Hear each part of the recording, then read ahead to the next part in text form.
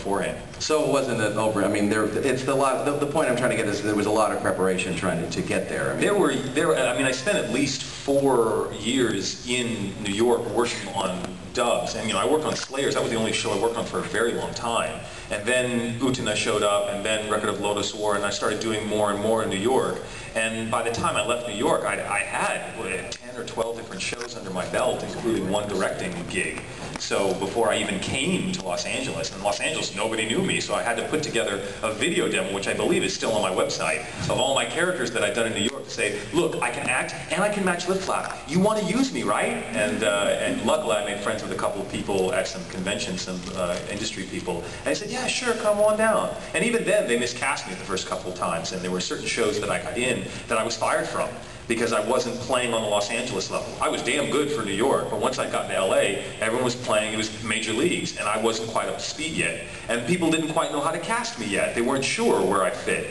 And so I got uncast from 2 big shows, and it was really a heartbreak first thing here in LA. And I thought, wow, I need to step up my game. And so from then on, I got better and better. And then at one point, I was working with Mary Elizabeth on a show, working on Digimon. Character I'd been trying to do when I couldn't do it, and I said, Mary Elizabeth, check this out. Hey, I can do that voice now. And she's like, why couldn't you do that 9 months ago when we needed it? I said, I wasn't up to speed yet. I wasn't good enough yet. Now I am. so it takes time. It does. Let's take a question over here. Hi, I just wanted to talk to you about voice talent agencies, and I'm in the middle of getting my demo CD done, and I was wondering, I'm from Augusta, Georgia, so I was wondering, should I send out my CD to like an agency like close by me, or just send it out to agencies like in Los Angeles or New York, or? You're going to need to work with an agency who's nearby, because you need to develop a personal relationship with that agent, and the only way that's going to happen is face-to-face. And you also need to be available at all times. They need to be able to call you and say, oh my God, something just came up. If you can make it there by 4 p.m. this afternoon, you got it. And you have to be able to say, yes, I can. And then they're with you. If you're trying to do it from long distance and you're not already an established actor, they're just not going to, they don't have the time for you. And also, oh snap. I just forgot. Would it be wise to send it while in college or after college? Here's the thing about demos. It's good to send demos out to people to get feedback on them. It's good to, if you have a demo, to send it to people for casting and whatnot, because I'll tell you this, and maybe you can corroborate this, Tony. A casting person goes through a lot of demos. A lot of them are bad. Which ones do you think they remember? The good ones, because they're trying to get a job done. That's not really the way an agent thinks, because an agent wants to remember your name. So if you give a bad demo to an agent, or a demo that's not up to speed with the major leagues where you're playing, that agent's going to remember.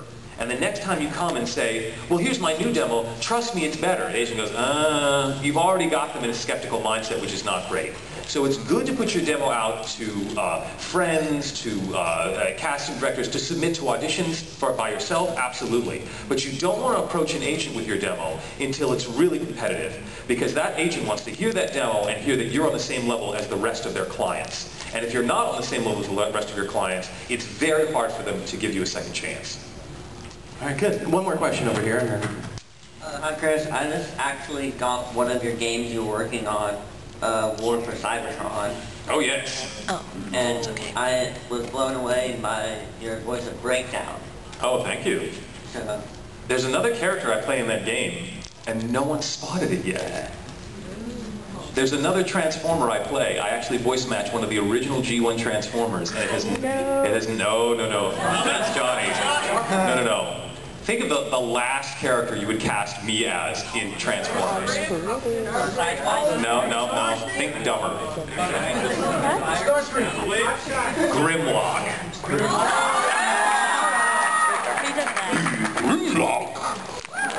Yeah, for some reason I got cast as Grimlock, and no one's figured it out yet. It's hilarious to me. It's not on anything anywhere, but now you guys are the first to know. And one more over here. Hi. I want to know if, like you said before in Digimon, that you had trouble with a role or trying to do one. Were there any other roles that you struggled with or made you reach your limits in your voice? Yeah, I learned very quickly when I was in New York. They had a character they wanted me to play that was very extreme. He was the Galactic Emperor from a show called Photon. And they said, he's crazy, he's wild, do a wild, crazy voice, you know, something like this, you know? And I was like, well, sure, how long? He's like, oh, it's 15 minutes. Oh, okay, no problem.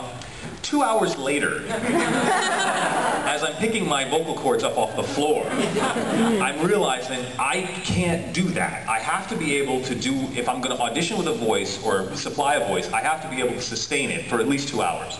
So then later, the Middle-earth, the Lord of the Rings game, Battle for Middle-earth 2, I believe it was, they wanted the Goblin Commander, who is basically, if you're playing the forces of Mordor, the Goblin Commander tells you how to play the game. So he's talking non-stop. And my audition was sort of like that. He was the Goblin Commander. And sure enough, I walked in, and the guys from EA said, okay, we love your audition, but can you really sustain that? And I said, I can give you 2 hours of that, and then you have to let me go home and rest. So we get it on the first or second take. You cool with that? They're like, we're cool, we like it. Great, off we go. So you have to know your limits, and I learned my limit on that one. Well, since we're talking about some of the roles that you've got, two of my favorites that you've done I want to talk about, and the first one is Alucard from Hellsing. This guy's a nut. Where did that come from? Or are you really kind of evil inside? Yeah, it's funny. I tend to play characters that, or I tend to get cast many times as characters that are, in a way, shameless. They're willing to go all the way to that place. And I've been told that some other actors are not willing to go to those places, which I find humorous because that's the most satisfying place to go. There's a certain amount of rage and gleeful rage that comes out of Alucard. It's not righteous at all. It's just, oh my God, it's going to be so much fun to rip your head off. That sort of that perverse joy that I go, yeah, why not indulge it in the studio? And so that's sort of where Alucard came from. And Taliesin had a hard time, the director, voice director, when he was trying to cast Alucard, because he could find guys with big, crazy, deep voices, but they didn't sound maniacal. And he could find sort of maniacal guys, but they were sort of squirrely and sort of Steve Buscemi-ish. He couldn't find a count. He couldn't find someone who was noble and wanted to rip your head off. And that's what I brought, because I said that the key to Alucard is that he's incredibly bored. He's a blue blood, he's nobility, he's surrounded by plebes, no one around him has any class, and all he wants is a playmate. He wants someone to give him a good fight, and no one can match him. It's the most frustrating thing in the world. So he's basically frustrated, limitless, powerful aristocracy. And that sort of royal mindset is something that I can get behind. And Taliesin's like, yeah, okay, you play the crazy vampire dude. Interpretation! I can see him falling over when you do it. The other one that I've loved from you was because it's a show we did together, was Holland from Eureka 7. Yes. That seems to be the opposite of maniacal. So